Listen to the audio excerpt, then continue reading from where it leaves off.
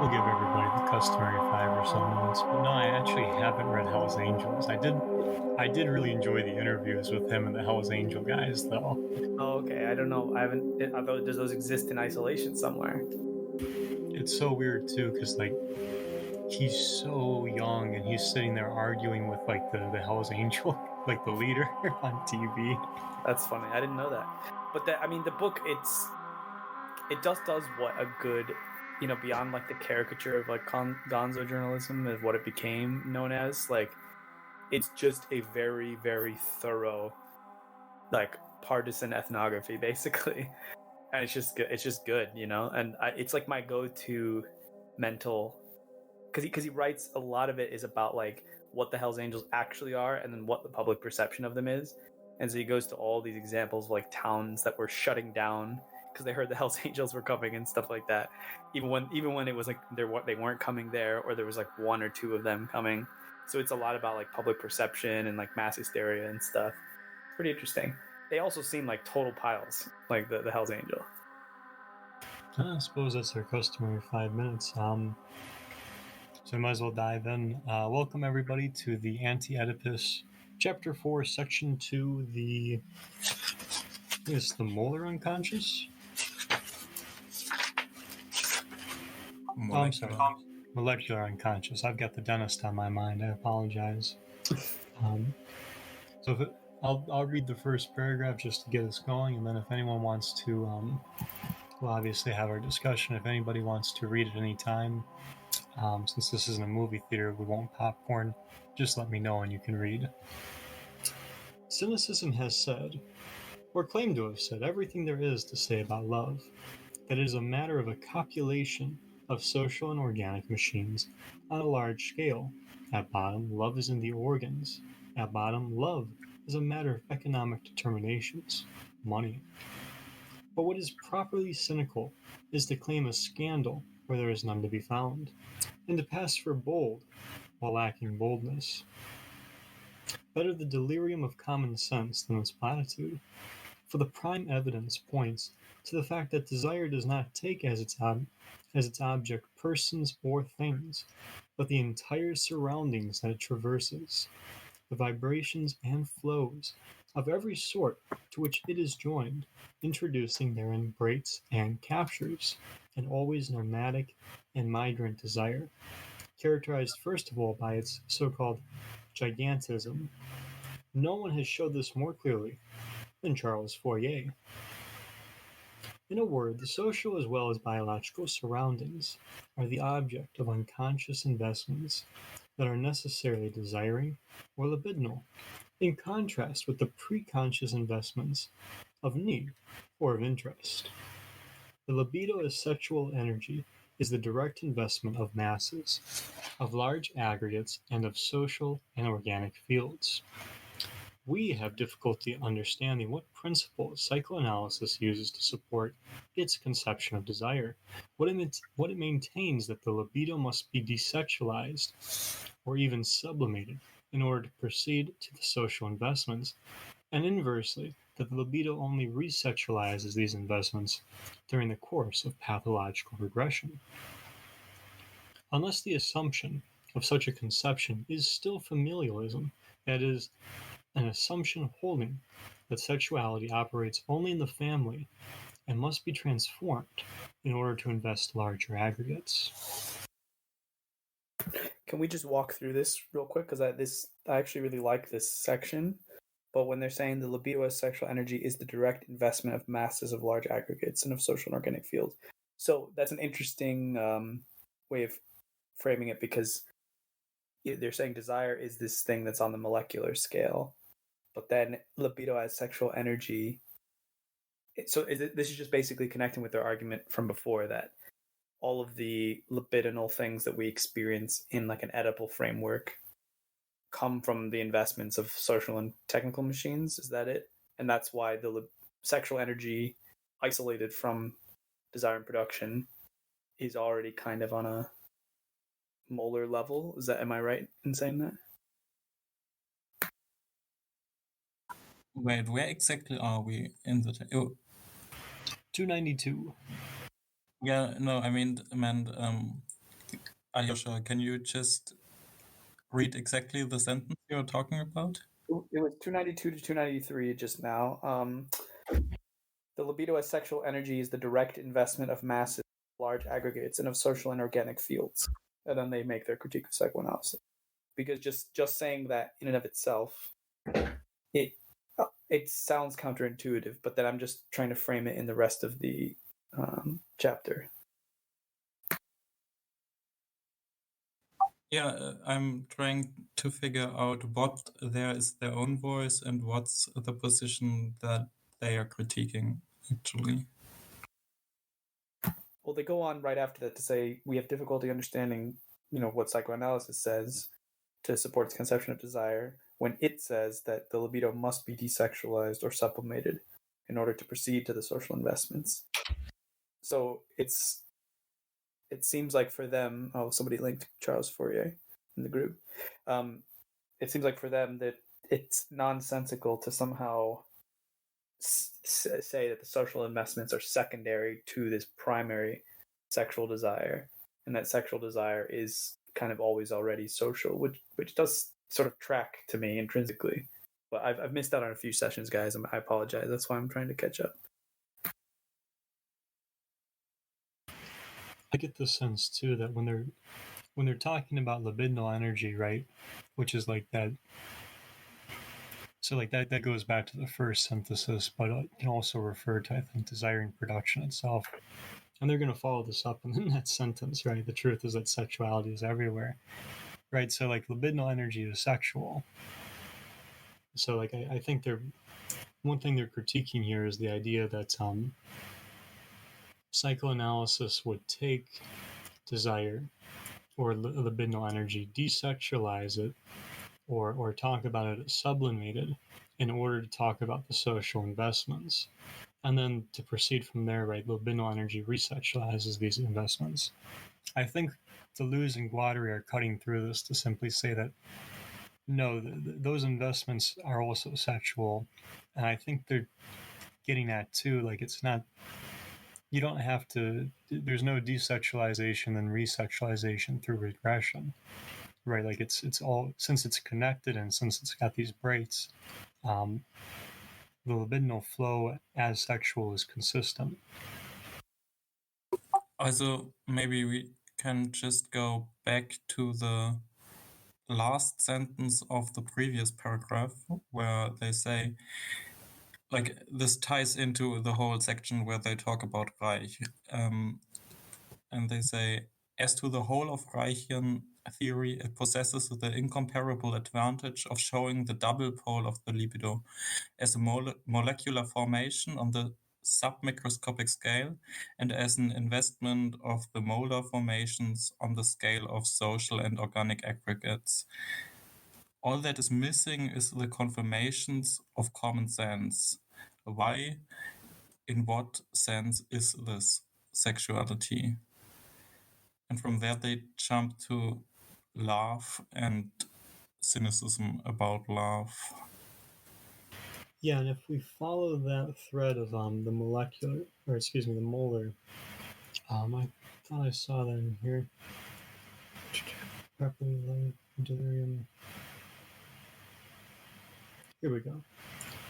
In a word, the social as well as biological surroundings are the object of unconscious investments that are necessarily desiring or libidinal, in contrast with the preconscious investments of need or of interest.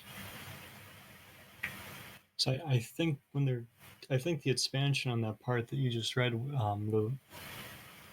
is that those molecular investments are attended by the libidinal force, which is sexual. Yeah, I think we should just read on, but I really do not want to read in English. Like, that doesn't just work. I can read. If that's all right. Go for it. The truth is that sexuality is everywhere. The way a bureaucrat fondles his records, a judge administers justice, a businessman causes money to circulate, the way the bourgeoisie fucks the proletariat, and so on. and there's no need to resort to metaphors anymore for the libido to go by way of metamorphoses. Hitler got the fascists sexually aroused. Flags, nations, armies, banks get a lot of people aroused. A revolutionary machine is nothing if it does not acquire at least as much force as these coercive machines have for producing breaks and mobilizing flows. It is not through a desexualizing extension that the libido invests the large aggregates. On the contrary, it is through a restriction, a blockage, and a reduction that the libido is made to repress its flows in order to contain them in the narrow cells of the type couple, family, person, objects. And doubtless such a blockage is necessarily justified. The libido does not come to consciousness except in relation to a given body, a given person that it takes as object. But our object choice itself refers to a conjunction of flows of life and of society that this body and this person intercept, receive, and transmit, always within a biological, social, and historical field where we are equally immersed or with which we communicate. The persons to whom our love are dedicated, including the including the parental persons, intervene only as points of connection, of disjunction, of conjunction of flows, whose libidinal tenor of a properly unconscious investment they translate. Thus, no matter how well-grounded the love blockage is, it curiously changes its function, depending on whether it engages desire in the Oedipal impasses of the couple and the family in the service of the repressive machines, or whether, on the contrary, it condenses a free energy capable of fueling a revolutionary machine. Here again, everything has already been said by Fourier, when he shows how the two contrary directions of the captivation or the mechanization of the passions. But we always make love with worlds, and our love addresses itself to this libidinal property of our lover, to either close himself off or to open up to more spacious worlds, to masses and large aggregates. There's always something statistical in our loves, and something belonging to the laws of large numbers. And isn't it in this way that we must understand the famous formula of Marx? The relationship between man and woman is the direct, natural, and necessary relation of person to person. That is, the relationship between the two sexes, man and woman, is only the measure of the relationship of sexuality in general, insofar as it invests large aggregates, man and man. Whence what came to be called the species determination of the sexuality of the two sexes. And must it not also be said that the phallus is not one sex, but sexuality in its entirety, which is to say, the sign of the large aggregate invested by the libido, whence the two sexes necessarily derive, both in their separation, two homosexual series of man and man, woman and woman, and in their statistical relations within this aggregate.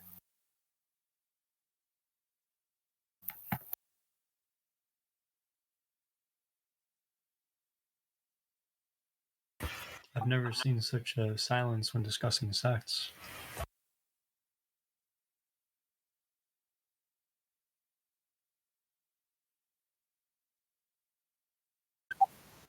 I like how they make heavy use of rhetorical questions as if we just naturally know that it's true.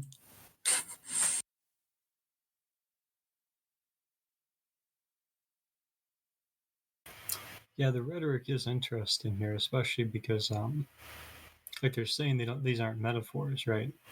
So we get rhetorical questions that we're, like you were saying, that we're supposed to kind of take as is, and then we've got rhetoric of, right, and they're not wrong in this, right? The judge administering justice, the bourgeois fucking the proletariat, how Hitler arouses people sexually. I'm trying to. So this sort of answers the question from the previous section when they say, they're explaining all these things: Hitler, nations, armies. They get people aroused, and it doesn't need there's not a desexualizing extension that then somehow gets resexualized or something. It's always sexual from the beginning. So I can follow that. But then when they say, so it's a blockage that represses the flows into these particular cells. So they're saying it's the kind of repression that happens isn't the kind of repression psychoanalysis usually describes. It's a repression of I'm losing it here. I'm just trying to reestablish there because all this sort of intrinsically seems to make sense to me, but I don't know if I can reconstruct it. I think you got it though. It's not that there's a loss of sexuality, it's that sexuality becomes contained, such as in a couple or a person or an object.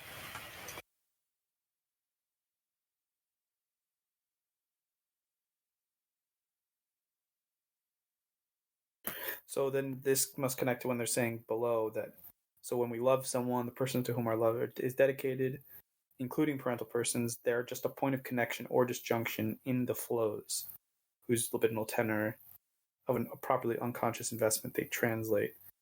So I guess, is it what they're getting at, that this, whatever the blockage is around which that kind of love concatenates or gathers, that the reason they want to talk about it in that way is because, as they say just below, that it can curiously change its function depending on whether it engages in this Oedipal way or this other way, which isn't contained in the Oedipal impasse. It's its own kind of flow.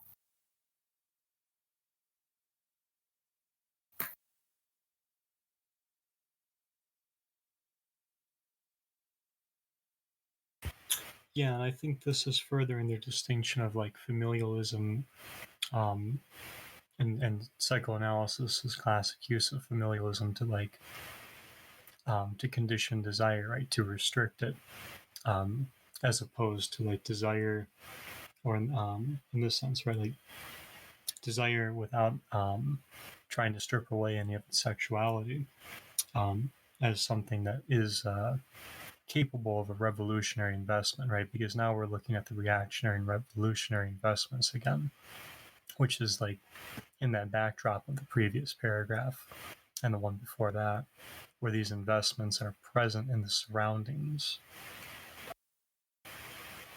But there where they talk about free energy, that's in contrast to the Oedipal impasses, not supplementary to them. Or what do you mean, Ayosha?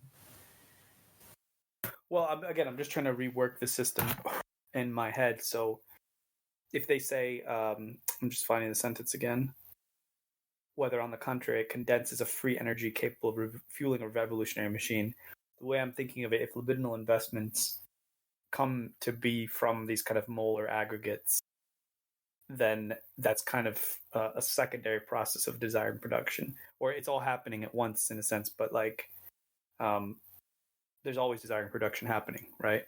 So the way I would see it, like if their system is to work, or if this way of thinking makes sense, then there's an Oedipal impasse, but there has to be an outside to that impasse, right? Because otherwise you would say, well, how do you get out of it? And well, I think what they're saying, free energy, that like some of the energy gets, captured and put in these kind of cells, but there's always more. There's always an excess of it that could potentially become this revolutionary energy. That's how I'm reading it.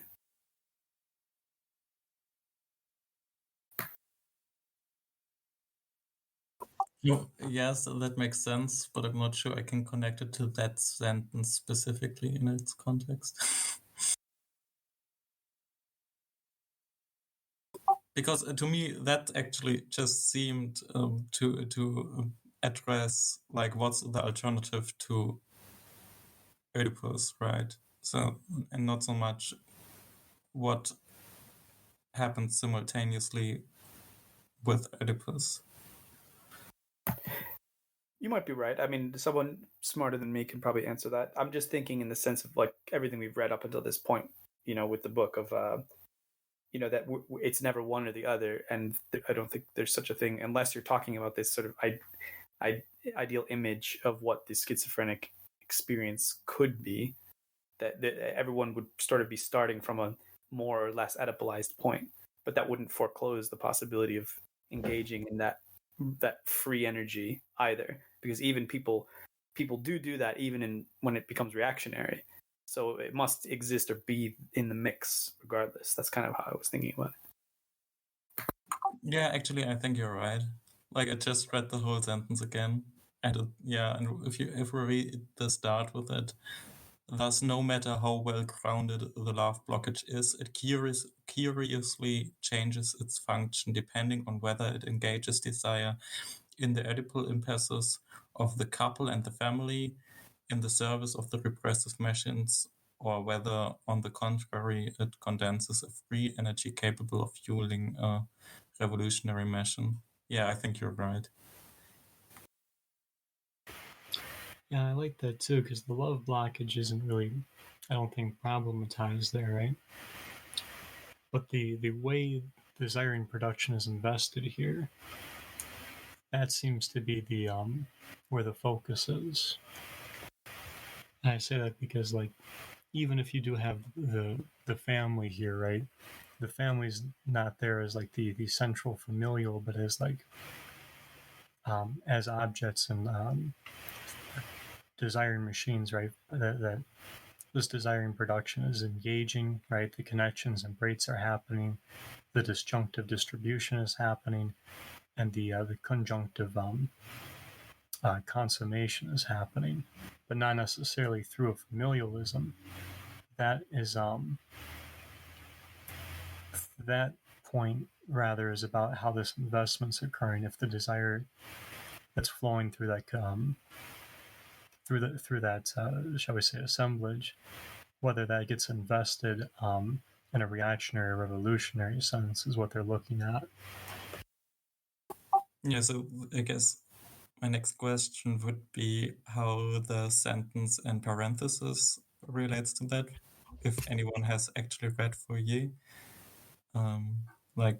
Here again, everything has already said by Fourier, when he shows the two contrary directions of captivation or the mechanization of the passions. I just read through what the wiki page had to say about him, and he seems like a really interesting character. But I never heard of him before. I know that he's frequently cited when people talk about the history of Marxist feminism, but that's basically where it stops for me. What about this final comment with Marx and the sexes? I mean, this seems woefully simplistic for our modern eyes, but I just want to sort of understand on their terms what they're trying to say here. Which comment about Marx, where they're talking about Marx's formula about man and woman, or? Yeah, just that last few sentences, the relationship of man and woman, that it's a measure of the relationship of sexuality in general. And then this thing about the phallus is not one sex, but sexuality in its entirety. That seems to be a jab directly at psychoanalysis to me. Yeah, so I think, well, this whole thing, I think a lot of these rhetorical questions that they pose here just go on in the next paragraph. Maybe we should just read it and discuss this all together then. Otherwise, I would try to, can't really do it, but I think a productive approach would maybe to try to connect what they say about Marx to what came before via this quote of, but we always make love with worlds. And our love addresses itself to this libidinal property of our lover to either close himself off or open up to more spacious worlds, to masses and large aggregates, because that's basically what they equate then with Marx's formula, right? Yeah, and once again, we see the molar showing up in that, which I think makes sense too, because when I think about Marx, he does have this kind of like aggregate in the back of his mind, even when we're talking about labor value, right? There's no labor value. Well, I'm simplifying a little bit here, but we're not going to have labor value and exchange value without having larger social aggregates of labor value, are we? So that is to say there's a molarity behind that. Yeah, okay. I think with that we can understand like this sentence that is the relationship between the two sexes, man and woman, is only the measure of the relationship of sexuality in general, insofar as it invests large aggregates. But how do they come to, in parentheses, man and man there? Is it just that these are like we can replace large aggregates for each other?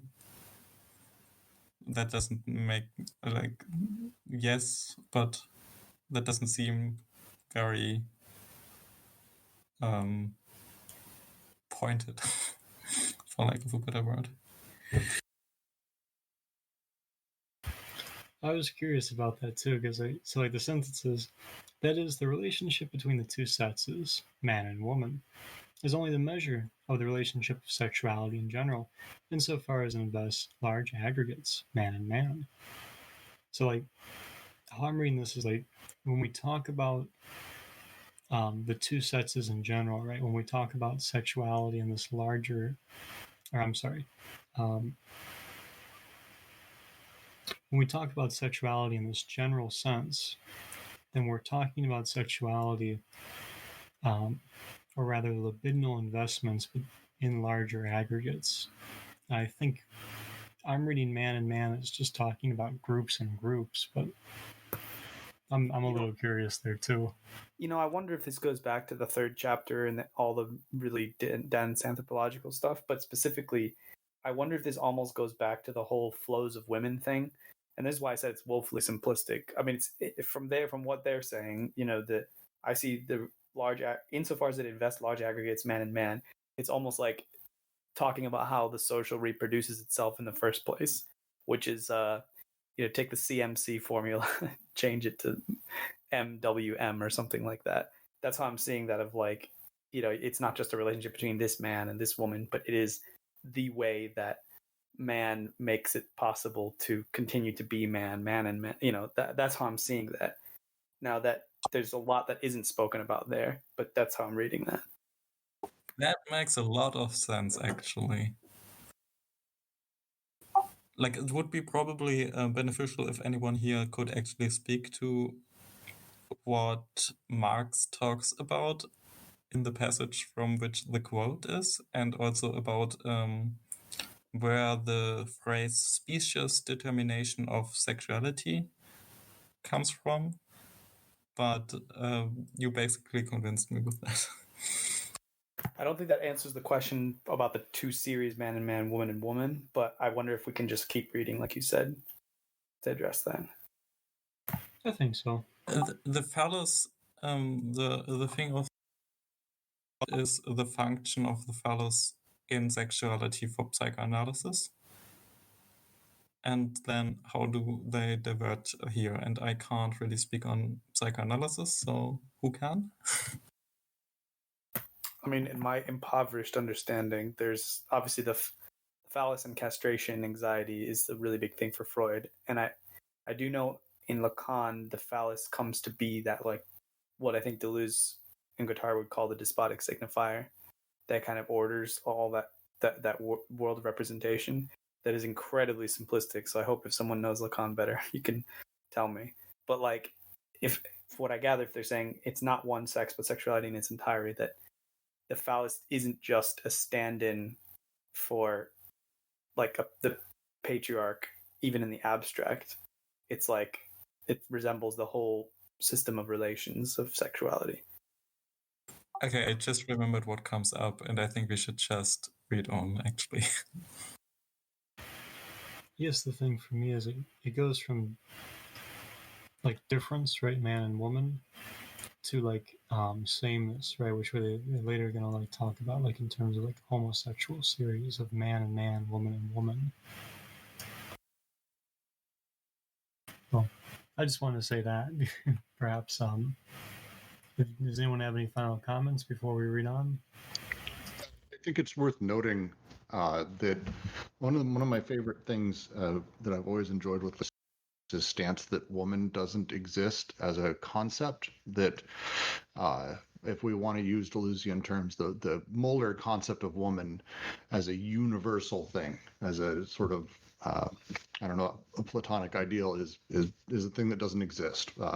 Individual women exist, absolutely. Individual men exist, differing and separate, but there's no such thing as a woman at large. Which is how I've always interpreted his statement that woman doesn't exist, which is one of his more crazy ones, but I've always loved that sort of idea. I'm not sure about that. I'm actually thinking that that's the stance that they are arguing against, kind of like. But we should read on because they'll come to that. Works for me. But Marx says something even more mysterious, that the true difference is not the difference between the two sexes, but the difference between the human sex and the so-called non-human sex. It is clearly not a question of animals nor of animal sexuality, something quite different is involved. If sexuality is the unconscious investment of the large molar aggregates, it is because on its other side sexuality is identical with the interplay of the molecular elements that constitute these aggregates under determinate conditions. The dwarfism of desire as a correlate to its gigantism. Sexuality and the desired machines are one and the same, inasmuch as these machines are present and operating in the social machines, in their field, their formation, their functioning. Desired machines are the non-human sets, the molecular machinic elements, their arrangements and their syntheses, without which there would be neither a human set specifically determined in the large aggregates, nor a human sexuality capable of investing these aggregates. In a few sentences, Marx, who is nonetheless so miserly and reticent where sexuality is concerned, exploded something that will hold Freud and all of psychoanalysis forever captive: the anthropomorphic representation of sex. What we call anthropomorphic representation is just as much the idea that there are two sexes as the idea that there is only one. We know how Freudianism is permeated by this bizarre notion that there is finally only one sex, the masculine, in relation to which the woman, the feminine, is defined as a lack, an absence.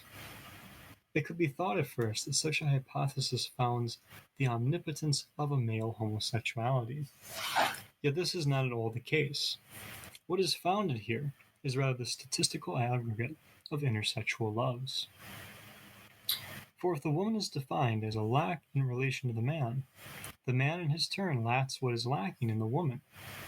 Simply in another fashion, the idea of a single sex necessarily leads to the erection of a phallus as an object on high, which distributes lack as two non-superimposable sides and makes the two sexes communicate in a common absence, castration. Women, as psychoanalysts or psychoanalyzed, can then rejoice in showing man the way and in recuperating equality and difference. Whence the irresistibly comical nature of the formulas according to which one gains access to desire through castration. But the idea that there are two sexes, after all, is no better. This time, like Melanie Klein, one attempts to define the female sex by means of positive characteristics, even if they be terrifying. At least in this way, one avoids phallocentrism, if not anthropomorphism. But this time, far from founding the communication between the two sexes, one founds instead their separation into two homosexual series that remain statistical. And one does not by any means escape castration. It is simply that castration, instead of being the principle of sex conceived as the masculine sex, the great castrated soaring phallus, becomes the result of sex conceived as the feminine sex, the little hidden absorbed penis. We maintain, therefore, that castration is the basis for the anthropomorphic and molar representation of sexuality. Castration is the universal belief that brings together and disperses both men and women under the yoke of one and the same illusion of consciousness and makes them adore this yoke. Every attempt to determine the non-human nature of sex, for example, the great other, in Lacan, while conserving myth and castration, is defeated from the start. And what does Jean-Francois Lyotard mean in his commentary, so profound nevertheless, on Marx's text, when he sees the opening of the non-human as having to be, quote, the entry of the subject into desire through castration, end quote. Long live castration, so that desire may be strong? Only fantasies are truly desired? What a perverse, human, all too human idea. An idea originating in bad conscience and not in the unconscious. Anthropomorphic molar representation culminates in the very thing that founds it, the ideology of lack. The molecular unconscious, on the contrary, knows nothing of castration, because partial objects lack nothing and form free multiplicities as such. because the multiple brights never cease producing flows, instead of repressing them, cutting them at a single stroke, the only break capable of exhausting them. Because the syntheses constitute local and non-specific connections, inclusive disjunctions, nomadic conjunctions, everywhere a microscopic transsexuality, resulting in the woman containing as many men as the man, and the man as many women, all capable of entering men with women, women with men, into relations of production of desire that overturn the statistical order of the sexes. Making love is not just becoming as one or even two, but becoming as 100,000. Desiring machines, or the non-human sets, not one or even two sexes, but n sexes. Schizoanalysis is the variable analysis of the n sexes in a subject, beyond the anthropomorphic representation that society imposes on the subject, and with which it represents its own sexuality. The schizoanalytic slogan of the Desiring Revolution will be, first of all, to each its own sexes. And we should comment that Alyosha has found in this paragraph the way to date delusions. Forget about a heavy polar bear breaking the ice, right? Just read this this section, rather. Should we try reconstructing from the beginning here? So here, well, actually, we read 2 paragraphs, didn't we? So we can go even further. Hard to tell if it's 2 paragraphs or 12. It's quite a long bit. 100,000, my friend. Well, so let's it would be useful, I think, to take a step back and talk about who they're discussing, because they go through a handful of people here that not everyone has background on, and I certainly didn't before reading this. People like Melanie Klein, for example, who sort of famously took on sort of the Freudian conception of Oedipus and ran it further and kind of stretched it out, very deep in psychoanalytic world. I am very not familiar with Marx and his stance on general sexuality. I don't remember how much I've read of Marx, but I'm not that versed. So that would be helpful. And then on Lacan, we can spend some time and talk through that. I think it's worth going through that as well as Lyotard. So if anyone wants to jump into Marx first, I don't, and I spent some time searching. I couldn't find a lot on Marx and his the difference between two sexes. Anything they're referencing here, they don't. I couldn't find it. So let me ask anyone else. So this comment, so I don't think that this, what they are quoting here from Marx, is actually much of a developed theory on Marx's part, but I'm pretty sure it's taken from der Kritik der Hegelschen Rechtsphilosophie, critique of, like, what's the English title of that? I have to look that up. Critique of Hegel's Critique of philosophy Hegel. of right. Yeah, it's just Critique of Hegel. And by the way, it sounds much better in German. And I'm pretty sure that this, like, my suspicion, like, I haven't really read much of that. Would need to go back into that, but I'm pretty sure that this relates more to what a person is than to anything else. So it's been a long time since I've read that, and I scanned through this leading up to this. I could not find anything directly related to sort of sex, sexuality, man versus woman. The whole piece is essentially an attack on sort of Hegel's version of the subject and how the state operates. That I've been, as far as I can tell, again, didn't read the whole thing. It's not 6 pages. I'm not spending 3 weeks reading through that right now, but I couldn't find it. Couldn't find it. So I mean, just looking at what they've written here, so they're talking about, it's not just about human sex, but the difference between human sex and this non-human sex. And further down in the paragraph, they say desiring machines are the non-human sex, the molecular machinic elements, blah, blah, blah, without which there would neither be a human sex nor human sexuality. So it seems like this is like what they're saying here with the they say the dwarfism of desire correlate to its gigantism. Like the question we were having earlier of like, okay, is libidinal energy, is sexual energy purely a molar thing?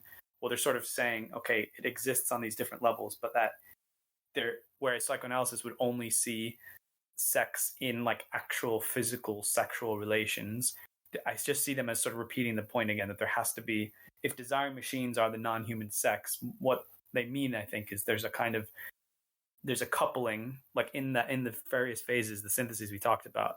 One of them is connection, disjunction, the third one, conjunction.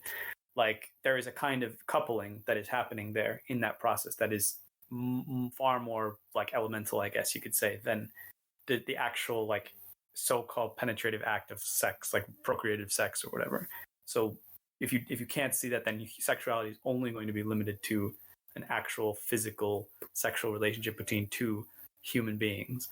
And so that seems like fair enough to me without knowing all the marks that they're referencing.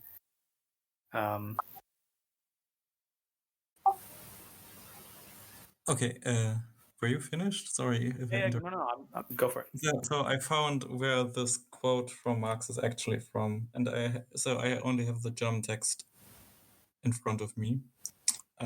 So specifically, the quote about that it's the natural relation from person to person. Actually, it's not about personhood. Actually, the quote in German says Mensch, so human, which is a distinction that might be relevant in this context, but okay. And it's from the 1844 manuscripts, actually. And I'll look up the English text and see what we can learn from that. Is it the section dealing with sovereignty? And no, it's actually talking a lot about a marriage, and like I need to read this before I can actually talk about it, I think. I just wanted to know Fine. about it.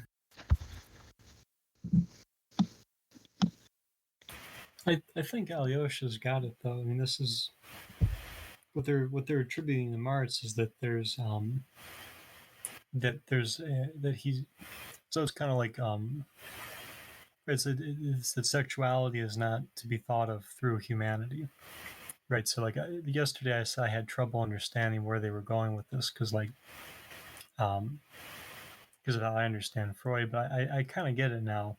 What they're getting at is like, if just like Alyosha said, if we think about sexuality through like a biological stance, right? So like through the act of bodies, male and female, right? And this is something that to give an example, this is something that we take to like our electronics, right?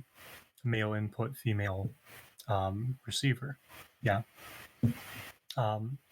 If we take it to that, right, like we're understanding things through we're understanding sexuality through a sort of biologicalism, right? But what they seem to be getting at is that is only possible, or rather that that human sexuality is made possible by these configurations of desiring machines and their ability for desire, which is not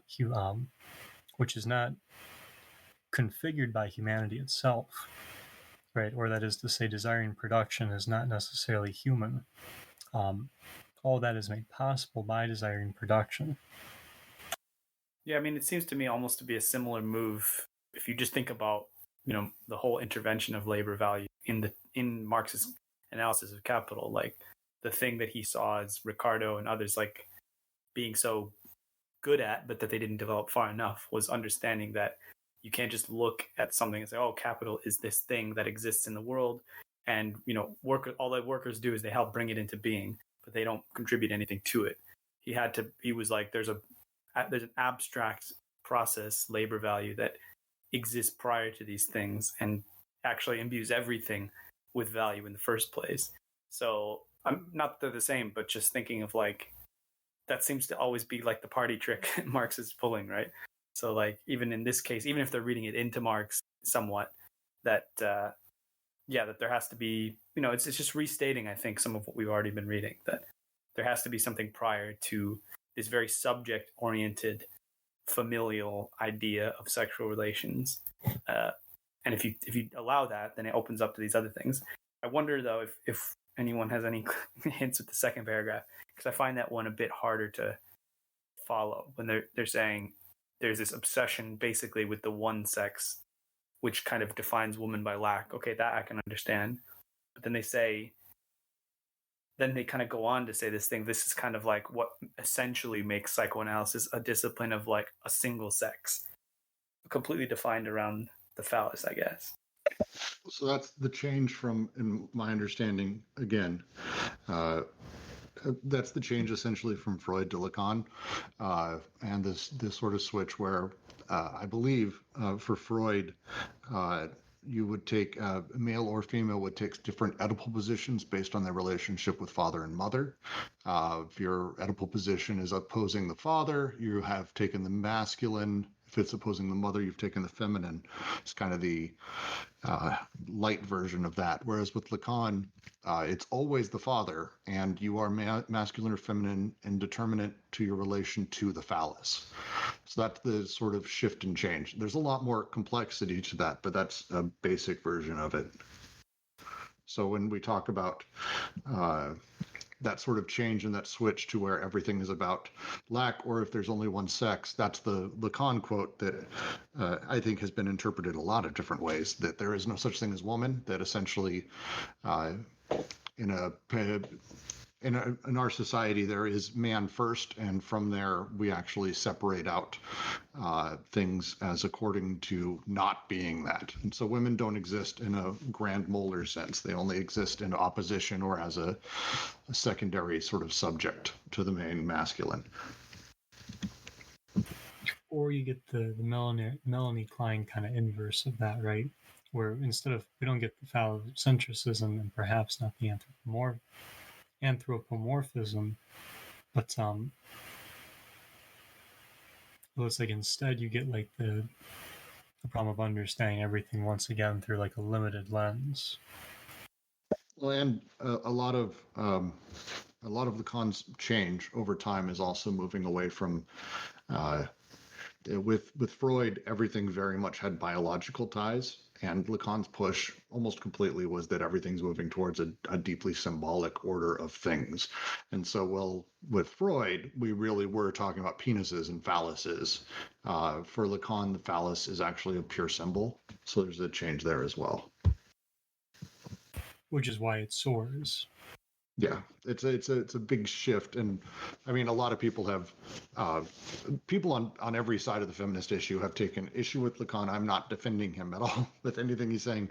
The thing that I always liked about that idea is the idea of all of these being social constructs. It was early in my readings of his, versus the sort of early psychoanalytic that very much biology and psychoanalysis were tied together in Freud, whereas with Lacan it's not, and the phallus is something completely separate. Not necessarily something I believe, I like the sentiment of that switch and a lot of how Lacan talked about that.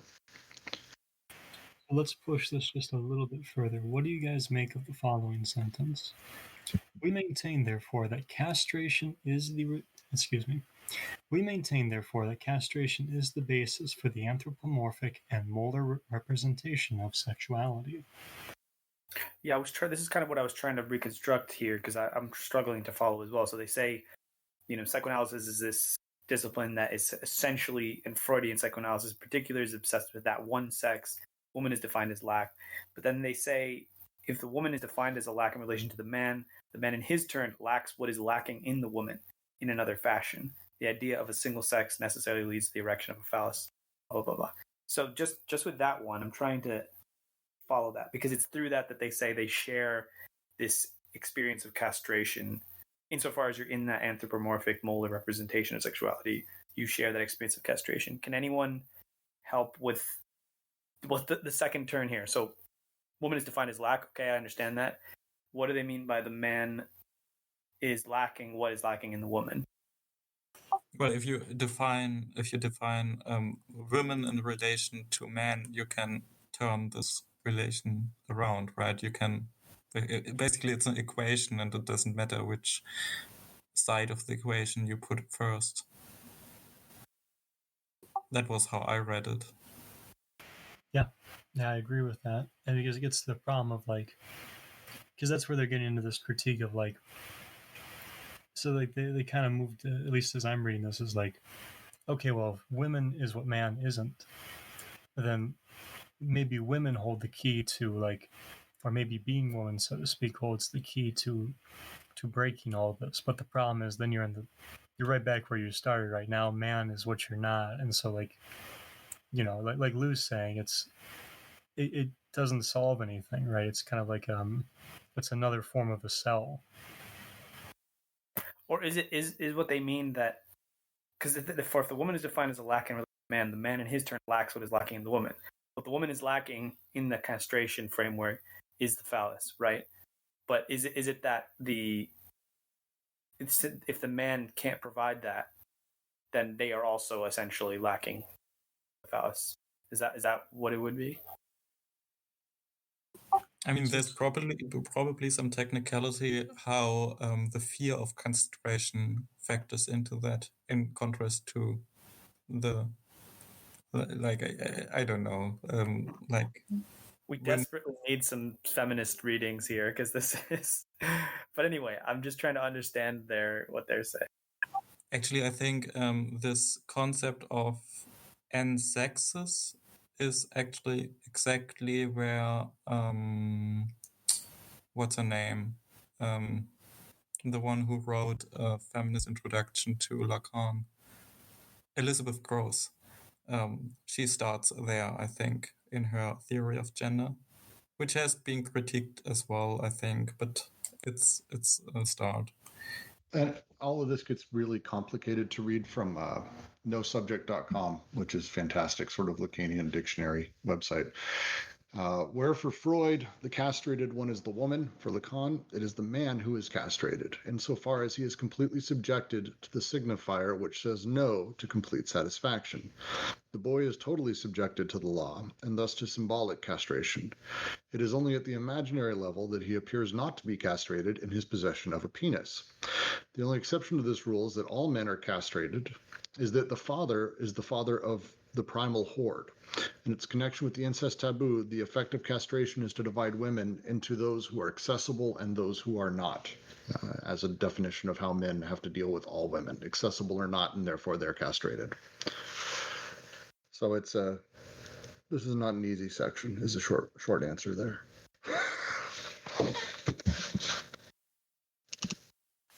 Right. If we go back to like so the first paralogism is when lack is taken as absence, right?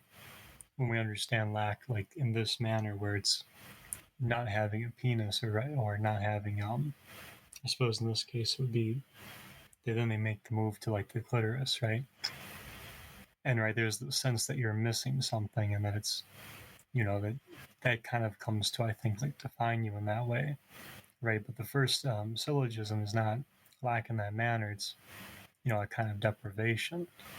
But this is all right now that we're getting into the syllogism. That's possible because we're not talking about it in like a anthropomorphic or like biocentric manner. And so in that way, right, like the distinction between the penis and the clitoris as exclusively in this sense, right, a lack of the male or a lack of the female kind of falls away, right? It becomes kind of artificial, or a representation of a society's sexuality, as they so poignantly put it later on. Okay, I'm a bit lost where we actually are, because chat and voice chat are a bit divergent, I think. Let me go back, because I think the sentence I want to spend time on in this larger section, and there's a lot around it, is the sentence, we maintain, because again, I think this is what they're trying to say in these paragraphs, we maintain, therefore, that castration is the basis for the anthropomorphic and molar representation of sexuality. Castration is the universal belief that brings together and disperses both men and women under the yoke of one and the same illusion of consciousness, and makes them adore this yoke. Feel free to explain any of that, but that feels like they're literally saying this is This is our point. We maintain this. And I don't understand at all what the fuck they're talking about. Castration by univocalizes. How is castration? It's page 295, dead in the middle. Castration is the basis for molar representation of sexuality. How?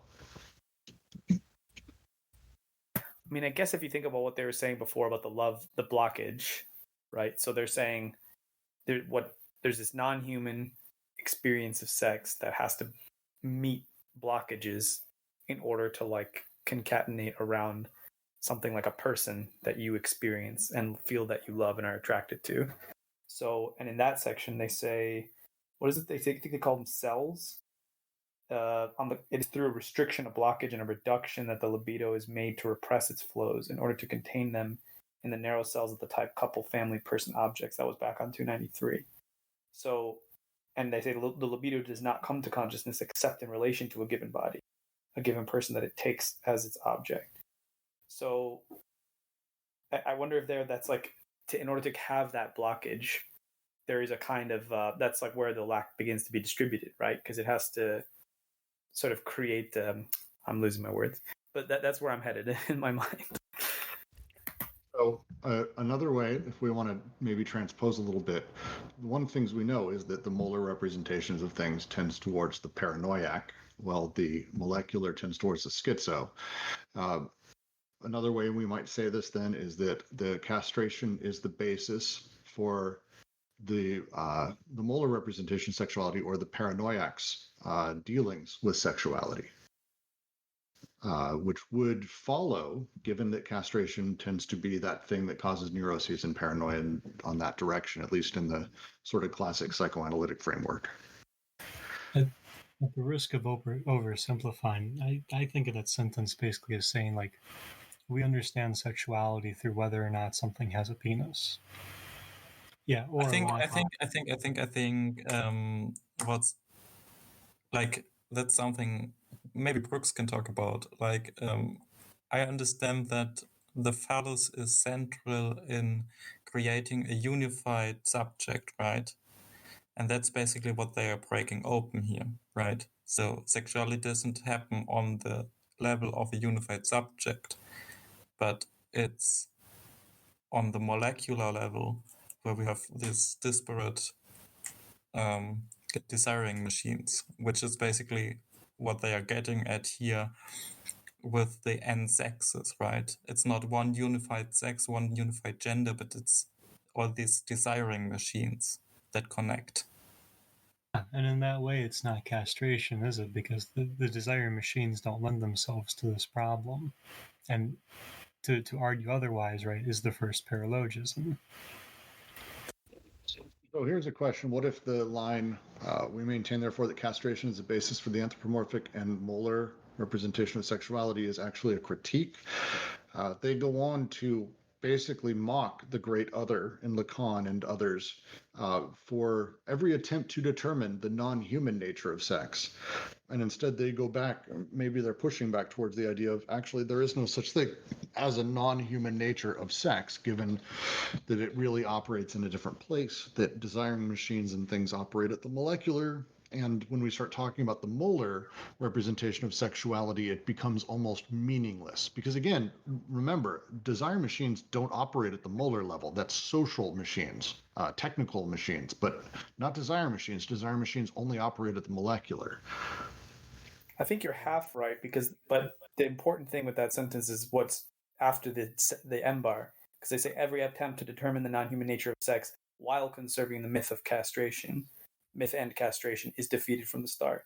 Because I think quite plainly they say in the previous paragraph, desire machines are the non-human sex, and that I do think it's important for them that does exist, but it's more, it's a critique insofar as I think everything else they talk about with Oedipus, because they say, well, Oedipus is real. This is what Oedipus is, but the whole book is clearly a critique of that. They're just saying, insofar as you begin from these molar aggregates, you're already operating in this world where these things become real to people and they experience them in this way.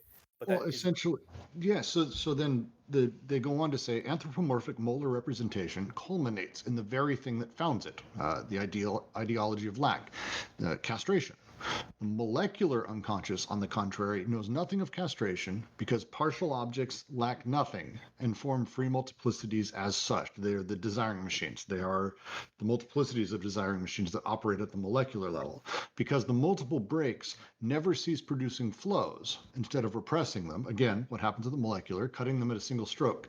The only break capable of exhausting them, because the syntheses constitute local and nonspecific connections, inclusive disjunctions, nomadic conjunctions, everywhere a microscopic transsexuality, resulting in the woman containing as many men as the man, and as many men as many women, and the men as many women, all capable of entering into relations of production of desire that overturn the statistical order of the sexes.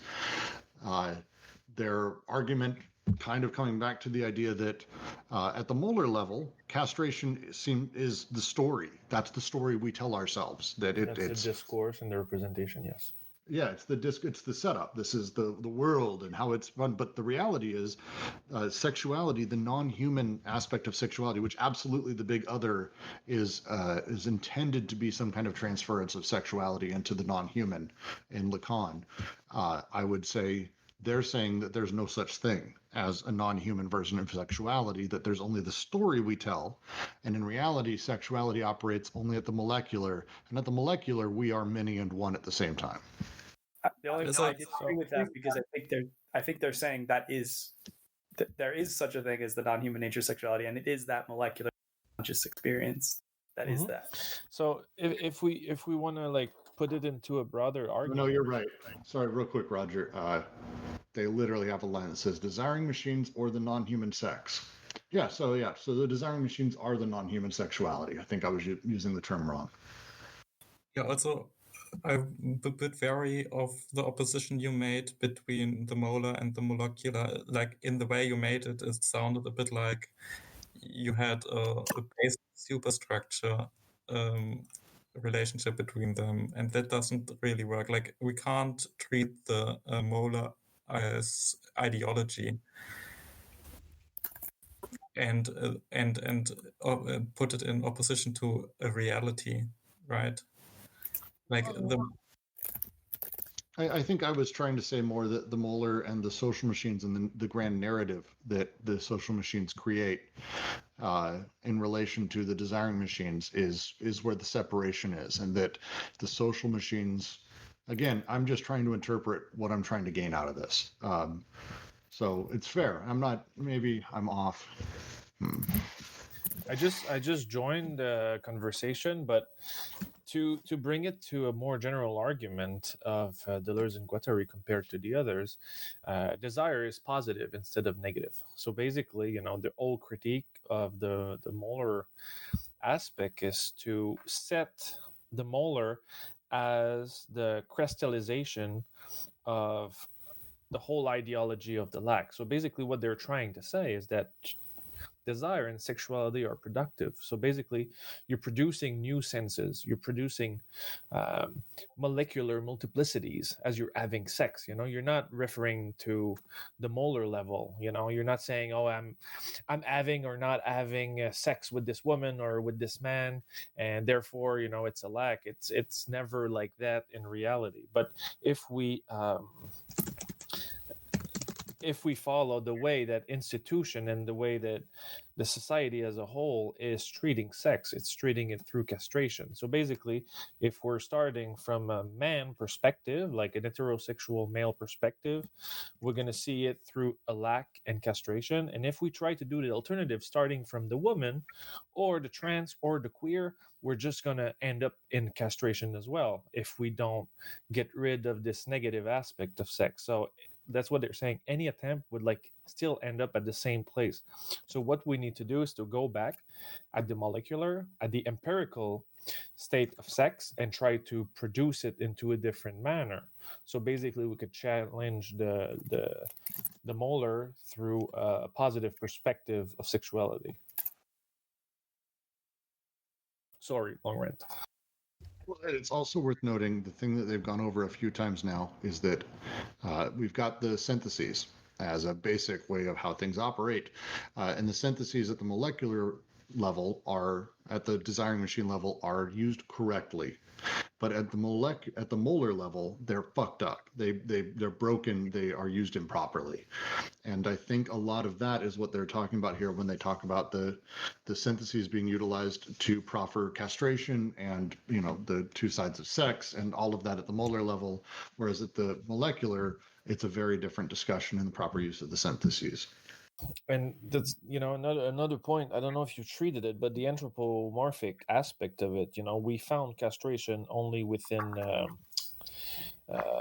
human sexuality. We produce castration into the animals, the earth animals that we're raising and everything. But we would never say, oh, this raccoon is being castrated. We would never say that. And I don't think raccoons would represent themselves as being castrated. So it's really something linked to human sexuality. But I think it's linked to capitalism also, and property and acquisition, and that's something maybe it's going to come further in the text, but I think it's really fundamental. Well, I want to bring up also. I'm going to read a bit from Holland's on this because I think it will help. I've been reading it in the background as we've been talking, and I think I'm going to go through. It's going to be 2 or 3 paragraphs. I apologize in advance. Stop me at any point because we will want to discuss this. If schizoanalysis had a story to tell about patriarchy, it would be about the becoming psychological of gender oppression. Whatever the forms of patriarchy instituted in earlier social formations based on codes and overcodes, capitalism has no overarching code by means of which it could impose gender hierarchy on society as a whole. Indeed, capital treats individuals completely indiscriminately, as interchangeable and exchangeable quantities of abstract labor. Only subsequent to axiomatization are they endowed with specific skills or tastes to suit them for this branch of production or this field of consumption. So in principle, at least, gender plays little part in the construction of social identity under capital. The important exception is the non-remuneration of women's reproductive labor, which is one notable feature of the segregation of human reproduction from social reproduction under capitalism that Deleuze and Guattari do not discuss. Capitalism reproduces patriarchy psychologically by producing hierarchically gendered subjects according to specific mechanisms operating in the nuclear family. Mechanisms that, like the Oedipus complex itself, involve the illegitimate use of the syntheses of connection, disjunction, and conjunction. 3 polar oppositions form the matrix of nuclear subjectivity: male versus female, object choice v. identification, and heterosexual versus homosexual. When treated as exclusive disjunctions, these polarities delineate the standardized molar forms of subjectivity that capture and distort desiring production. Desiring production itself, of course, treats these oppositions as endpoints of a continuum along which desire travels freely, with the result being that sex-gender identity is actually a polyvalent multiplicity. Molar representation, by contrast, imposes an exclusive disjunction. The subject must assume its sex by choosing male or female for identification, either male or female for its object choice, and thus either heterosexuality or homosexuality as its sexual orientation.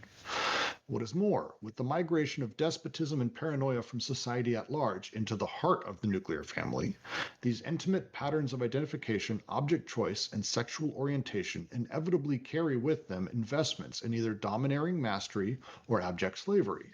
For as we have seen, the only 2 positions available in the restricted nuclear family, when it alone carries the full weight of the incest taboo, are those of the castrating despotic father and the tabooed and subjugated mother. The outlines of patriarchal subjectivity are laid very clear.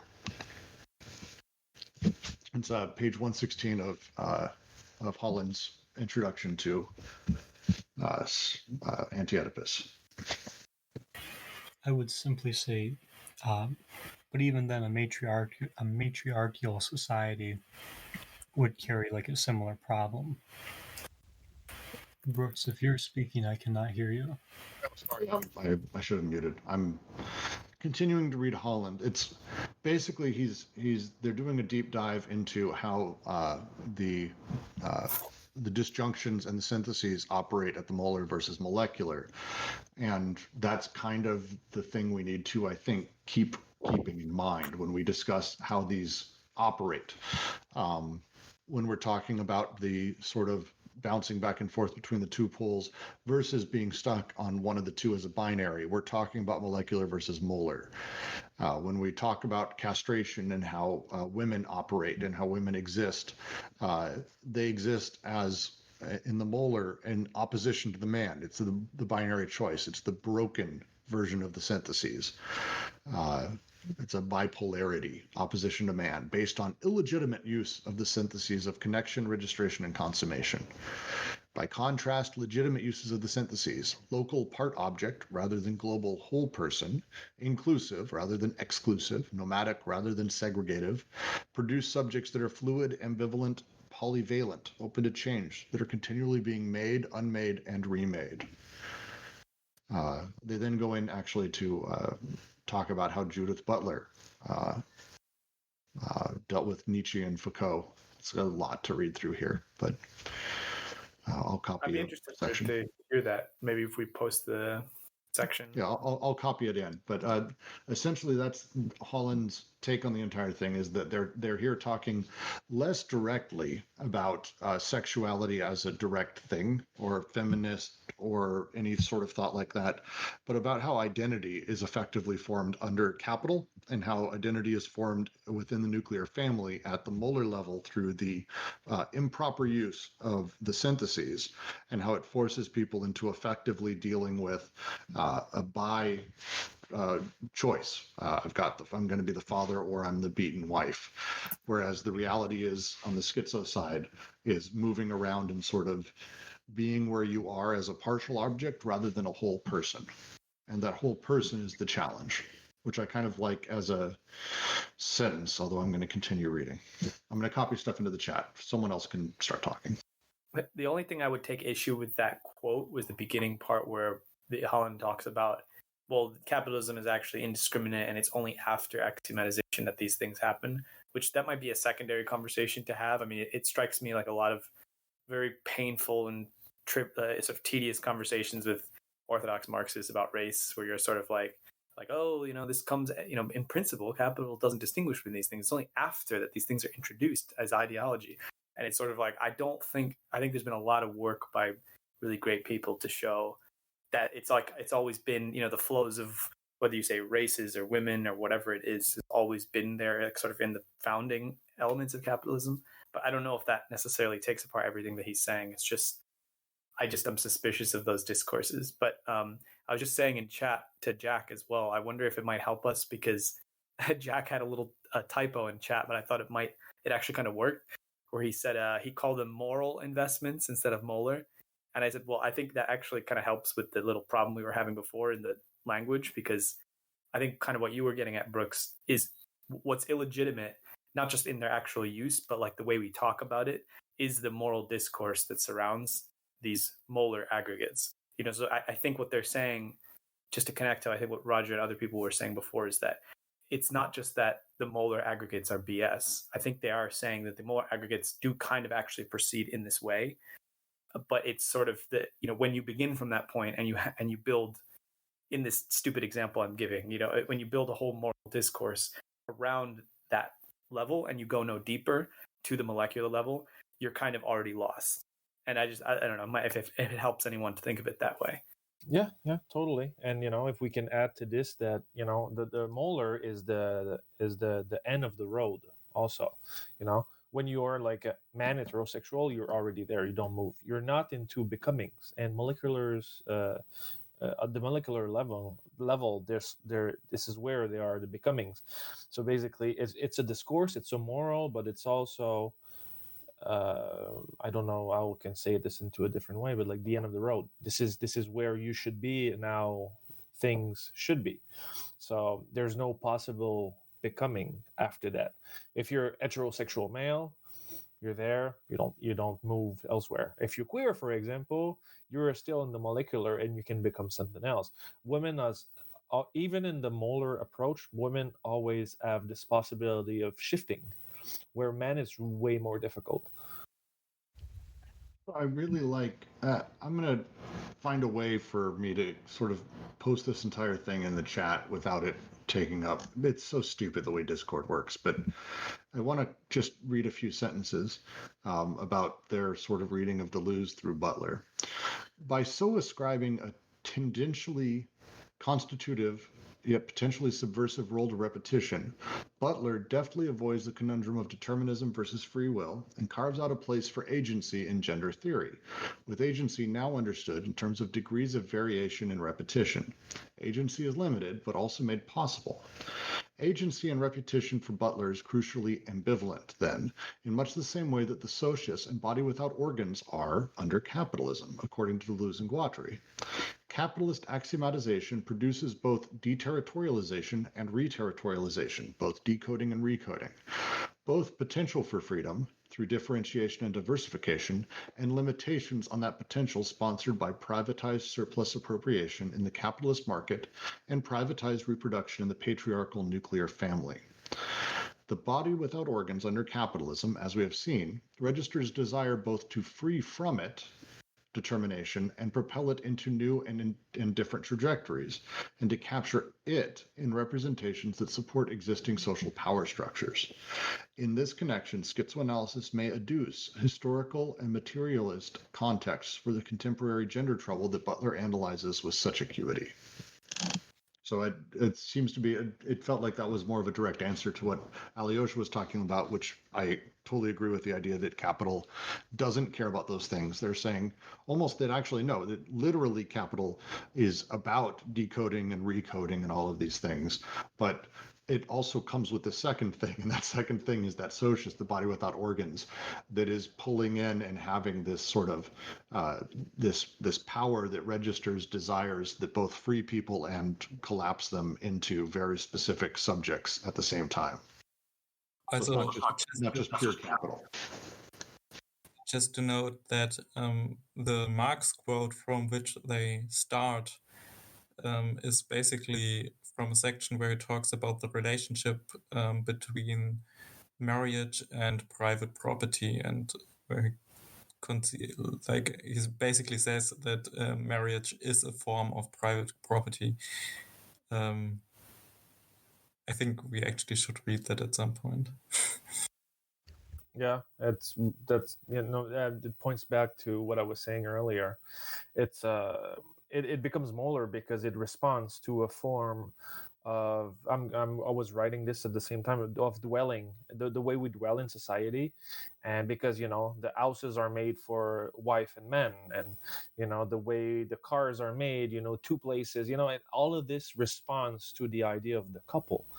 So the molar heterosexual couple places itself in a specific manner in society. If we would choose for a different type of sexuality, let's say like bi or pansexual, we would. It's possible now because it would drive us even into a more neoliberal way of dwelling in property, because the exchange would be something contractual and temporary, and the way we would dwell individually, instead of like living communally with the people that we have taken property over through marriage.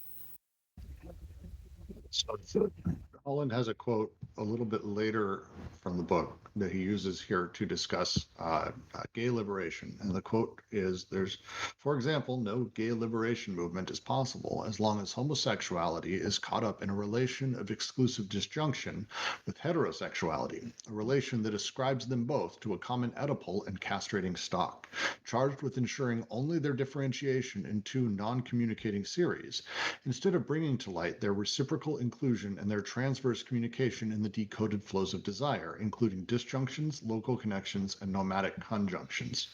Holland then goes on to say, in the same way, women's liberation is not possible as long as the concept of woman itself is not disseminated in the polyvalent multiplicity of different roles and orientations, but remains locked in a bipolar opposition of man, based on illegitimate use of the synthesis of connection.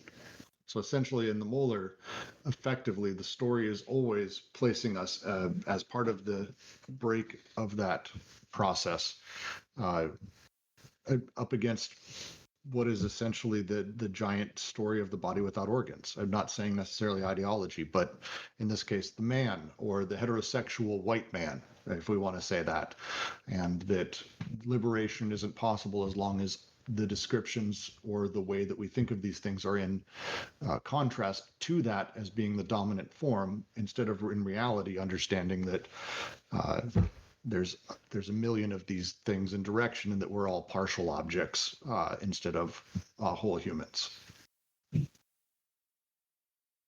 No, and by that, like, the white man doesn't fit the molar as well, because the white man, like me, I'm a white man. I don't fit the molar because I'm still partial. The molar is really something that is like in the diagram, in the discursive layer of the assemblage, but not into the bodies directly. By the way, did we finish the section? Was that the end of it? That is the end of it, isn't it? I mean, I'm I just want to quote that series of rhetorical questions here. Where is it? Which is another great summary of this section. Long live castration, so that desire may be strong. Only fantasies are truly desired. What a perverse human, all too human idea. That's just a great callback to, previous sections, but also everything we're talking about here. It is a long-lived castration, so that desire may be strong. Again, and they talk about this as that thing that happens at the molar level, the broken disjunction. It's a really fascinating way to take about it. Mm-hmm. We were just debating in chat there about whether the molar necessarily represent. Did you want to explain what you meant, Jack? And my only point is that, so the sentence we took as the point of departure, we maintain therefore that castration is the basis for the anthropomorphic and molar representation of society. Like, I don't think they're talking about the molar per se. They're talking about the molar representation there. So my point is that the molar, as I'm reading that, doesn't seem in and of itself problematized, but the molar representation is anthropomorphic, which relies on the notion of castration. This premise is what they're critiquing, because that seems to be the point of departure for psychoanalysis, and that leads to a lot of social problems at the molar level. I guess the question is maybe for people who've read further. To me, it almost feels like, well, is there any other way of talking about the molar because of what it is? That's why I pointed to that thing about consciousness. They specifically say it's something that is experienced in consciousness, the yoke. But also, do they discuss, so what would a revolutionary investment look like on the molar level? Or is it something that, if it's supposed to be coming from that free energy that is inherently part of the kind of molecular level, then isn't it something else entirely? It might traverse the molar in the way it traverses, I don't know, the body without organs or something.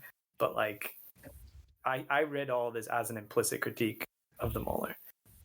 That's kind of what I'm questioning, because as I understand, so as I'm thinking about it, we're talking about social machines and desiring machines again, where social machines take their constitution from a series of desiring machines, yeah? And in that way, as desiring machines are engaging in their syntheses, so too are social machines at the molar level engaging in syntheses. But where I see them getting, looking at the problem here is not in those connections per se. I see them looking at the problem with a molar representation, with something like Oedipus circulating in these syntheses at the social machinic level. Thereby you have, at least here, thereby you have the problem of castration, which traps sexuality into the cell of this this castrated form of sexuality, which keeps us from thinking about desiring production without putting it into basically a framework of whether or not one of people, and more directly of whether or not the presence of a phallus is there. To demonstrate, they go on to say anthropomorphic molar representation culminates in the very thing that founds it, the ideology of the lack. The molecular unconscious, on the contrary, knows nothing of castration, because partial objects lack nothing from free multiplicities as such. So, as I see it, with social machines getting caught up in this representation, that seems to me to have, I think part of the trouble there is that can enter the molar level. But my that's question my thought. Is there anything other than anthropomorphic molar representation, is there another kind of representation? Because I think it would just be representation. It's writ large. And you can have molecular representations as well.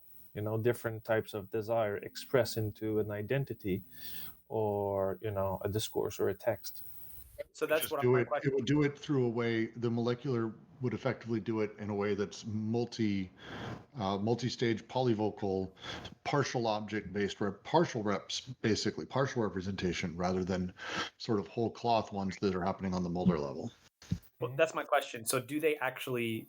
Because I'm happy to be corrected.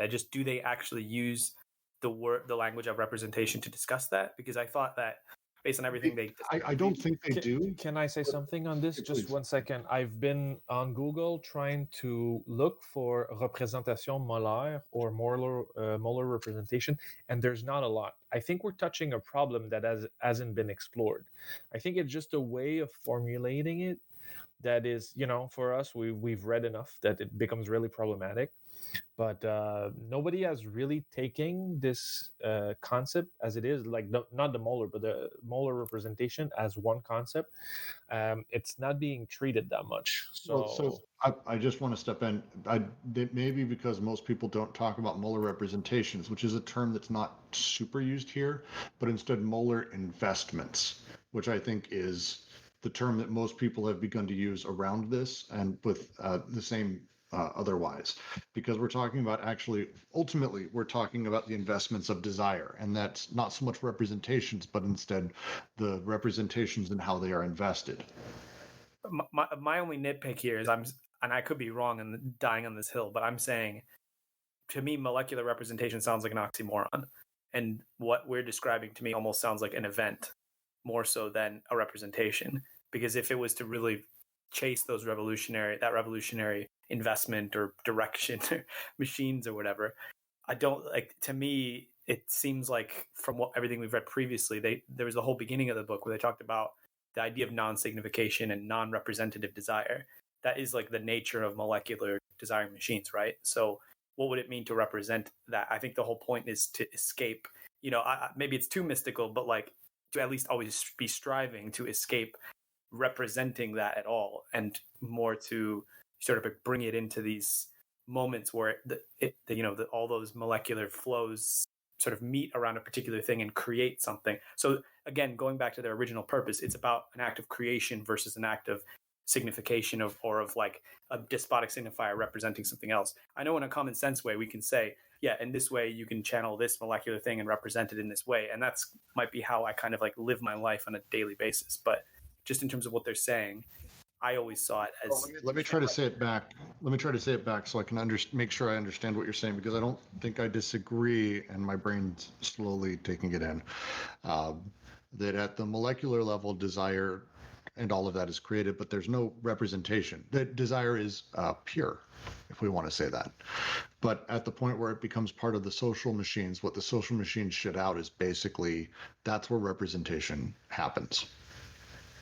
Right, and I guess just at the level of communication also, I'm just going to ask you a question, because I fundamentally agree with you, and this is one of my big criticism towards the queer movement. But as the queer movement develops new kinds of sexuality, not the movement, but like people, like, they're just having their sexuality, but it's being aggregated into discourse by a movement, and it becomes movement as it is represented. There's certain identity that arise from those practices.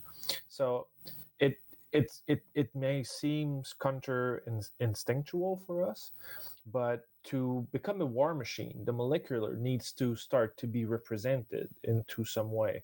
So it would still make sense, It's like taking a snapshot of a becoming, but the snapshot is still mobile. That kind of makes sense to me, but I guess I'm just the nitpick is just, yeah. So if it's a sort of a means to an end, I guess I'm saying in and of itself, like the reason I said an event versus a representation is you could kind of critique that, because I've been in a lot of queer spaces like that where you can look at it and you can be like, well, this is really just, this feels like it feels like a heterosexual space, because people are just trying to recreate sort of identities that will be acceptable to society, or they've been captured in some way. But like, if you think about spaces that are created that try to escape the possibility of that kind of categorization, whether that's through like actually hypersexual spaces like play parties or, you know, drag shows or ball culture, or, you know, spaces where it's not about individuals even in specific identities, but a kind of endless play of forms, then, you know, that makes sense to me. And yes, insofar as we are like corporeal beings, yes, there's like a way that representation comes into that. I'm just saying on a conceptual level, and it's a question whether or not we should conceive of it as this is molecular representation, or just this is the point at which a molar representation sort of is like it takes form in this molecular flow, you know, because it just molecular representation sounds like, and I could be wrong. That's just my instinct. I think you're spot on. I just copied text from Holland. Within psyche, schizophrenia and paranoia designate two forms of libidinal investment or processing on the body without organs. One is polyvocal, free from coding, overcoding, and recoding. The other coded and therefore univocal. In both cases, desire registers in the psyche, but in one case, the moment of registration is simply an occasion to set desire in motion again to make other connections and other trajectories, whereas in the other, it serves to fix desire in determinate, usually socially sanctioned representations that henceforth govern which connections will and will not be made. This is, I think, what you're talking about, that at the molecular form, there is no direct investment representation. No, Alyosha? Sorry, Sorry. I'm still confused how we actually got to talk about molar representation. And my question basically would be, if we posit that there's a basic difference in the relationship to representation between molecular and molar, can we actually define a border between, like a limit between molecular and molar? I was under the impression that this is much more often perspective thing than an absolute difference in size or scale. I don't think it's about scale. But I think it's what you said. It's not about. It's just how do you understand it at a particular level of different, or if they're both sides of like similar things, just different regimes of perception. It's the regimes comment. It's when partial objects, very specific desiring machines are firing off, there isn't necessarily representation happening there. They're all attached to partial objects or are partial objects. At some point, we, and I say we, actually we is a good use of this, we as people, we as a society, we as a group, we as a podcast reading nightmare fest, whatever we are, we decide at some point that we have to have this discussion and assign signs to things. And in order to do that, we do it in a way that is sort of spread across the body without organs, so we can have discussions and we create singular humans. I'm Brooks. We've also got Alyosha. We've got Lou. We've got these other people. The clear demarcation is when we move from partial object to whole. That's, to me, that's when that's the line. That in between there's is there something? Does that make sense, Lou? That's where I see the line when we're talking about partial objects versus whole. That's the line I see between the two. Yeah, but what restricts me from cutting up a partial object into more partial objects, making it basically a global object? Well, wouldn't that be just from misunderstanding it, or the illegitimate use of the syntheses? Maybe I'm just too out of the discussion right now. Sorry. No, I'm not saying you might have a point. I'm just trying to understand. Like, I don't think of it as a clear limit. It's more like I'm thinking of the Bergson as well, of like, qualitative and quantitative multiplicities. Like it's not a question of pure limits there either, but it's sort of like at different levels of what you're talking about. It doesn't make sense to talk about this thing in this way. That's where I'm coming from. Like, as insofar as we're talking about representation, we're kind of always already talking about that molar level of investment. And so in order to not do what they're warning against, which is try to get outside of it, but then still end up with these molar ways of representing things like the great other, but then you still have castration. I'm saying, should we not be cautious about the whole molecular representation thing, so that we can always remember that molecular as a thing that, it's of its nature to be non-representative and non-representable, which that to me intersects with the mystical dimension of things, and why it would be more about thinking about event spaces and ways that these things come into creation, rather than how do we, because language is that it's always going to be imperfect way. We might feel we have to represent it, but whether it is representative is another thing, I think. But anyway. So see, what we're having right now in social sciences is a big it's a big subject of discussion, because when you're more on the delusion side and you end up, like for me, I'm working on disability. So basically, like, I enter a space of identity stuff, it's cultural studies, the disability academic movement is like reaching out to the queer movement and all of this, and they treat everything in identity. So it's really difficult to actually try to move past that and have a different discourse. And but yes, that's always where the crux of the question is. Do we like talk of flux and talk of intensities, or go with identities? Well, and I actually, now that Lewis said this, it's put a bug in my brain. So if I'm going to go back on something I said earlier. Oh God, I hate when I do this. Okay, so if we're talking about partial objects versus whole objects, where representation can happen versus where it can't, the second of the third syntheses is that of recording, which is about recording signs. It's about recording objects. It's about recording representation. So representation happens at this level, which means I could theoretically break it down even further. And so is this a meta of a meta of a meta, I never stop thing is going to happen to me if I keep diving down? Recording of a distribution of libidinal energy, right? Recording of images of satisfaction. But doesn't recording create surfaces, right? Recording isn't about signification. It's not about creating this signifier now, this despotic signifier that points to these things, and this is all a chain of Correct. This is where the body without organs comes from, effectively, is our recording of these things. And the second step of the synthesis of recording is where the BWO comes from. That's where it's created, if we want to talk about it like it's the loom, and the body without organs is being woven as it goes. But that second one is incredibly important, because it's literally the crux of difference and repetition sort of put into psyche form. But wouldn't that be a non-representative surface, though? Isn't that the point of what they're saying, that recording, in a way that it's not creating representations that fit into a symbolic order? It creates a surface, a body, which puts machines into connection. That's all pre-representation in my mind.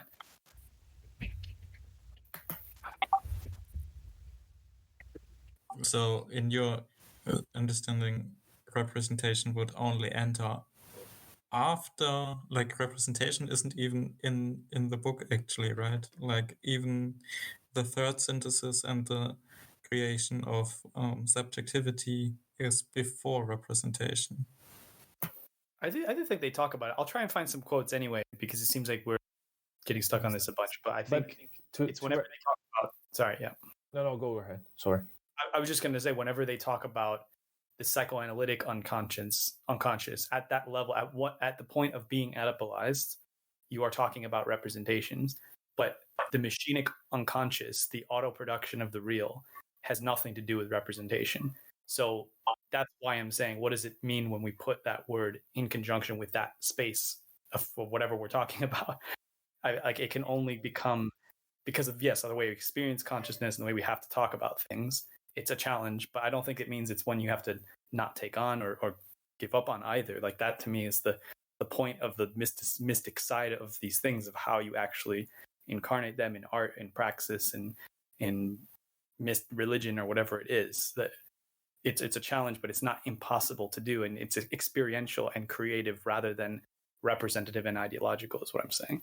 Go back to My earlier parts of the my book. my I'm going to jump in because it's one second. Sorry, go ahead. 1 second. My comment was exactly the same as your first part, but it's a criticism of psychoanalysis. Psychoanalysis says, there's the category, and then it reads subjective experiences as an expression of this universal. So when they say that the molar representation, it's the symbolic representation in psychoanalysis. So that's the whole criticism of that. We're going to see it like at page 300 and 301 a little bit later Go on. back really quick to answer my own question earlier. There are signs and representation that happens here. However, representation is probably the wrong word, and that's why I keep getting stuck on this. The signs that are created on the body without organs inside of the second part, the second syntheses, are effectively meaningless. To quote from page early on 39, signs may include a succession of characters from different alphabets in which an ideogram, pictogram, a tiny image of an elephant passing by, or a rising sun may suddenly make an appearance. In mixing together phonemes, morphemes, etc., without combining them, Papa's mustache, Mama's upraised arm or ribbon, a little girl, a cop, a shoe suddenly turn up. And I'm remembering this discussion we had, because Lacan's entire concept of our unconscious is the symbolic order that places these things in relation to each other, and there's some level of subjectivity that comes out. But if we're talking about that second level, that second syntheses, these signs exist and are just written on the body without organs. They aren't assigned meaning at this point. So that is the representation that comes about here is meaningless, effectively, the sign system. Sorry to go back to that. Maybe what we can talk about in other breakouts groups as well is, I think maybe I'm coming at this from I said in the chat, like Steridian or Wittgensteinian or whatever you want to call it perspective about language itself. So like what they're saying about psychoanalysis seems to me equally applicable to language itself. So it doesn't seem separate. It's all representation. So maybe that's why I'm stuck on it. It's all problematic in that sense. That was Derrida's critique of logocentrism. It's Wittgenstein's critique of language as well, in a sense. So, yeah. I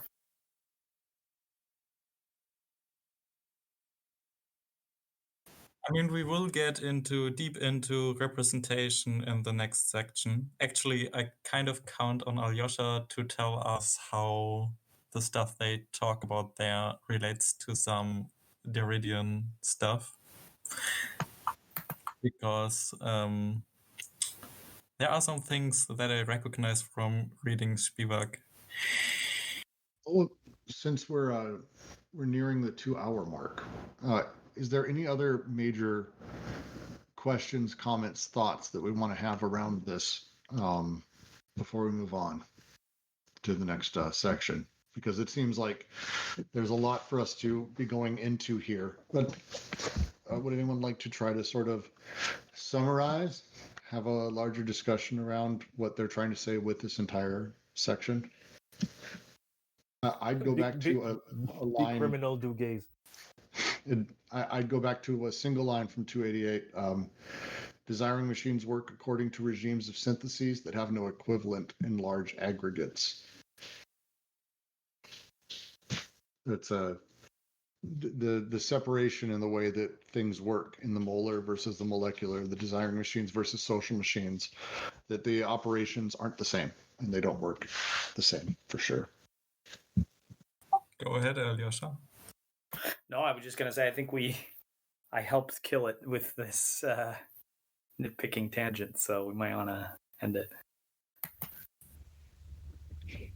But I think the nitpicking was pretty productive because it challenged a lot of the categories we had, but also the limits of thought and understanding that, like the different levels in which they're talking to us through that text, which is not just one level. It's always multiple. So it would be a worthwhile thing also for everyone to spend some time, and maybe we actually need to go back, and we've got a few months before we finish this book, obviously, but it may be worth it for us to go back and really go over the three syntheses, how they operate, now that we have the benefit of hindsight through the rest of the book. Because as I'm rereading early sections of Anti-Oedipus, the first 50 pages, and just sort of diving through these, I'm really grasping how the three syntheses work significantly better than I think I was early on.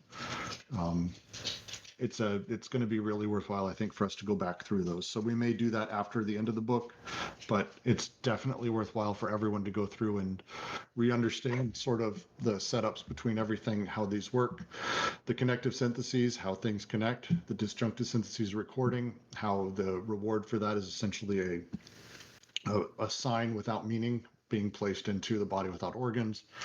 And then the third, the conjunctive synthesis of consumption, consummation. Again, all of these things deeply come into that either or difference in repetition, the lose hitting things over the head about that it's about consistently becoming, it's about change, it's about shift, rather than things being as they are. Things as they are only exist in the molar level. We're actually at the molecular level constantly in a state of becoming. It's kind of how it sets for me. We're not sure about that molar, but we don't need to get into this discussion again. But just on this, there's like always three types of ontologies. There's an ontology of things as they are. There's the normative, the reality. The first one is the reality. The second one would be a normative one, how things should be, and the third one is about becoming how thing could be. So there's three possibilities into an ontology. So they're just moving towards the last one. Well, I think with that, I thank someone else. I think it was Jack or Lou and Rod. I thank all of you guys for doing this while I was taken away by Xfinity, who decided not to have my internet super working. But as it happens, thank you guys for setting this up, and I look forward to all of it next week. I'm going to end it.